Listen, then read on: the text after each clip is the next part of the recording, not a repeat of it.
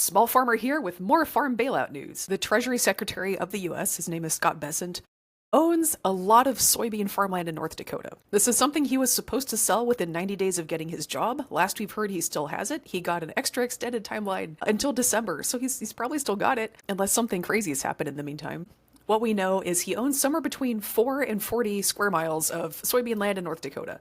That's not somewhere between 4 and 40 acres. That's 4 and 40 square miles. Now, how do I know that? Because in the paperwork he disclosed, it doesn't say how many acres, but it says how much money he's making from renting it out, and you can use this handy map of rental prices per acre in North Dakota to figure out how many acres that pencils out to. All right, so this is the one we want to look at. It's this part of North Dakota. So if you look, the rents that he's going to be collecting are in the $40 an acre range. It's wetter over here, it rains more, so you can get more grain. Over here, it rains less, so you get less, so the rent is lower. Yeah, he's making somewhere between $100,000 and $1 million a year in rental income. To me, that's the big headline. I think a lot of us don't make $100,000 to $1 million a year in anything, and so this is just passive rental income. And a couple things I want to highlight here.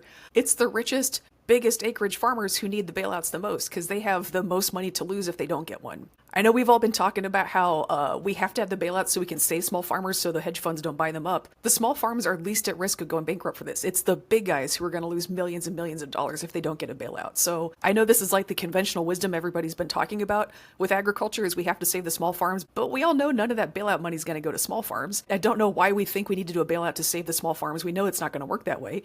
And also, it's the big farms that have the most to lose. It's the big farms that are owned by investors. It's the big farms that are owned by very wealthy individuals in the president's cabinet. So this is your daily reminder that farm bailouts are by rich people for rich people. Even the small farmers they pull up on the news, gosh, I saw one the other day where this guy was saying his 1,000-acre farm was going to lose $300,000 on soybeans. He was in Ohio. The average farm in Ohio is 182 acres. And if he's got 1,000 acres of soybeans, that means he's probably got 1,000 acres of corn too. So this guy is at least 5 times the size of the average Ohio farm. That's not a small farmer. He may not be as huge as some other people, but that's not a small farmer.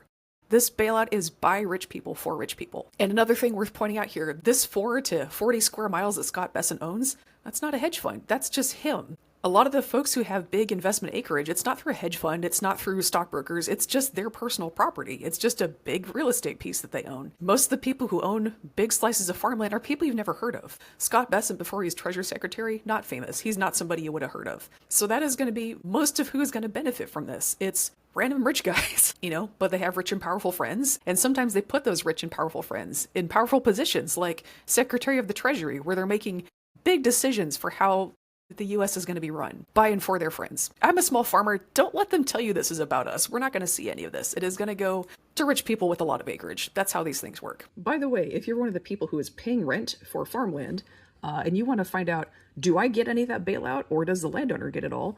You get this.